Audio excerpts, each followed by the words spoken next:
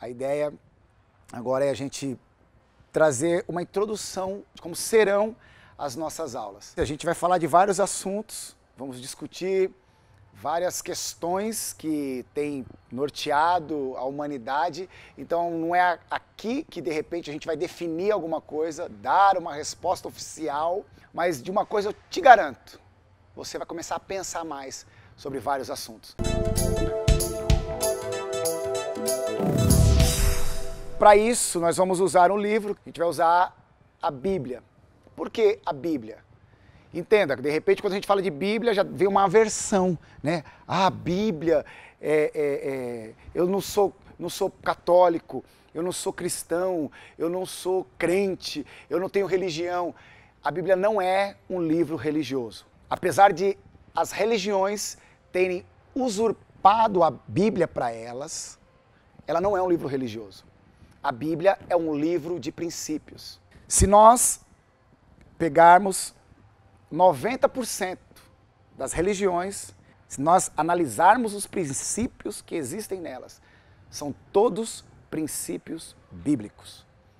Se olharmos para as falas de Buda, você vai encontrar princípios bíblicos. Se lermos o Bhagavad Gita, o livro dos Vedas, o livro dos Espíritos, a gente vai encontrar princípios bíblicos. As 3 maiores religiões do mundo usam, ou pelo menos alguma parte da Bíblia, elas reconhecem, que é o cristianismo, o islamismo e o judaísmo. Para a gente não ficar devagando em vários livros religiosos, em várias linhas religiosas, vamos usar a Bíblia, que é um princípio. Qual Bíblia? Qualquer uma que você tiver. Então, para ficar fácil o nosso entendimento, eu vou, em poucas palavras, resumir a Bíblia aqui para nós. O que é a Bíblia? A Bíblia parte do princípio que Deus existe. Então a gente vai discutir no decorrer desse nosso tempo no espaço livre Vem Viver, a gente vai discutir realmente se Deus existe, se Ele não existe, realmente qual é a ideia da vida, mas vamos partir do princípio que existe um Deus, existe uma força maior, um ser supremo. E esse cara precisou definir algumas coisas, precisou dar algumas direções, algum direcionamento, alguns norte. Então surgiu a Bíblia para isso, para esse norte. E como funciona a Bíblia? A Bíblia diz que Deus criou tudo, todas as coisas, o céu e coisas bonitas. E de repente ele teve uma decepção lá, uma trairagem, uma traição. Ele tinha um camarada, que foi o único camarada que ele deu uma função pro cara. Ele falou, cara, é o seguinte, você vai ser separado. Então tinha lá um anjo de luz que brilhava muito, Lúcifer. Ele foi, separou ele, ungiu ele e falou, cara, você é o meu cara aqui, meu braço direito, você vai me ajudar. E esse cara achou que ele era bom, que ele, pô, eu sou o cara. E decidiu criar um sindicato, pronto, vou reivindicar algumas coisas aqui com Deus. E houve uma confusão lá no céu e esse cara foi precipitado do céu para a terra. Essa é a história. E aí ele cai, então, do céu para a terra, segundo alguns teólogos, segundo algumas linhas de pensamento. Isso aconteceu entre Gênesis 1, Gênesis é o primeiro livro da Bíblia, Gênesis 1 para Gênesis 2. Gênesis 1, 2. Porque Gênesis 1, 1 diz assim, no princípio criou Deus os céus e a terra. Aí no Gênesis capítulo 2, você pode acompanhar lá na sua Bíblia, o versículo 2 diz assim, e a terra tornou-se sem forma e vazia. Entende que esse espaço foi quando caiu Lúcifer, que quer dizer anjo de luz, e depois ele virou o adversário. O nome diabo quer dizer adversário. Ele caiu como uma chuva de meteoro, porque a Bíblia diz que ele caiu como estrela cadente.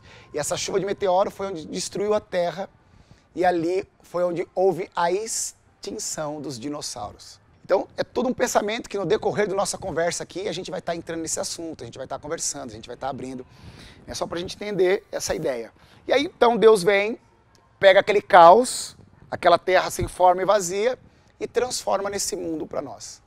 Ele cria o homem, coloca o homem nesse mundo, e também coloca algumas regras para esse homem. E o que acontece? Esse homem que está vivendo ali, ele desobedece essas regras. E aí o que aconteceu? Deus põe a mão na cabeça e fala, meu Deus do céu, cara vacilou. Porque ele colocou várias espécies de árvore e ele disse assim, ó, dessa árvore aqui você não pode comer, que era a árvore do conhecimento do bem e do mal. Anote isso aí porque a gente vai trabalhar bastante sobre isso. E comendo, o homem ficou conhecedor do bem e do mal. E o que aconteceu? Deus falou, puxa, vou ter que colocar vocês para fora do jardim. O homem se esconde quando ele escuta Deus. Interessante que quando Deus vem de encontro ao homem, ele fala assim, Adão, esse homem chamava Adão e essa mulher chamava Eva, aonde você está, Adão? E Adão disse, eu tive medo e me escondi. E aí Deus chama ele, Adão, vem cá. E Adão vem, disfarçado, com uma folha de figueira, coloca umas folhinhas, escondendo, e chega perto de Deus, Deus olha e fala, Adão, o que é isso, Adão? Essa folhinha aí, Adão, isso aí não vai funcionar, Adão. Isso aí vai vir o sol, vai secar, vai murchar. E ali então criou-se a primeira religião. A primeira religião então é a folha de figueira. Porque religião significa religare, o homem querendo se religar com Deus. O homem tinha acesso direto com Deus todos os dias, independente de quem ele era, do que ele fazia. Só que aí, de repente, por um erro que o homem cometeu, o homem achou que ele tinha que se afastar de Deus. E o homem achou que ele tinha que inventar alguma coisa para se aproximar de Deus. E ele inventou uma folhinha de figueira.